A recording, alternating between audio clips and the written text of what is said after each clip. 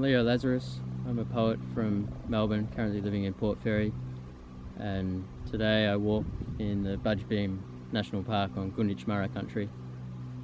I want to pay my respects to their elders, past, present and emerging, and I want to acknowledge the way that they cared for country since time immemorial, and that on Gunditj Murra country exists the oldest known human structures at Lake Condah, and I've chosen this place to read a poem called Smoked Out, which I wrote for a collection called From the Ashes, which is a collection of poetry from nearly 50 Australian poets from all around the country, from the youngest being 10 years old to the oldest being 90, which has been put together by Australian poet Craig Hughes. And it's a poem I wrote after evacuating from Gippsland around the same time, or a little bit after this country was burning.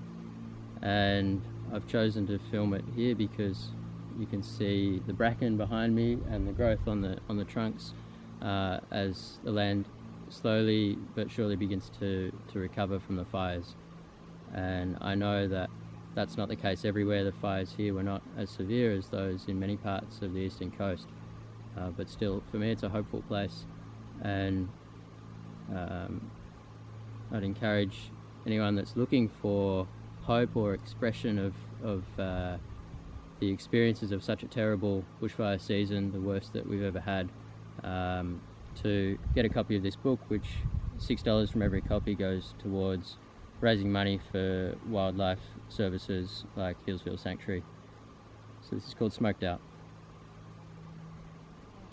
We have reception again.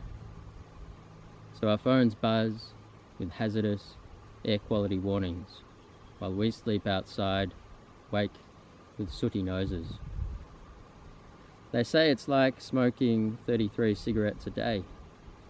So I share my mate's durries. Though I'm not a smoker, at least we get a kick from the thick haze. They say we should be able to see a country mile, but it took 3 days for us to see the hint of a ridge over the ridge. The neighbour's tin roof is dim, their lights don't gleam at us in the night. We take refuge in an empty house halfway between Yakandanda and Wodonga, find our luck in the valley, full of life, thirsty though it is.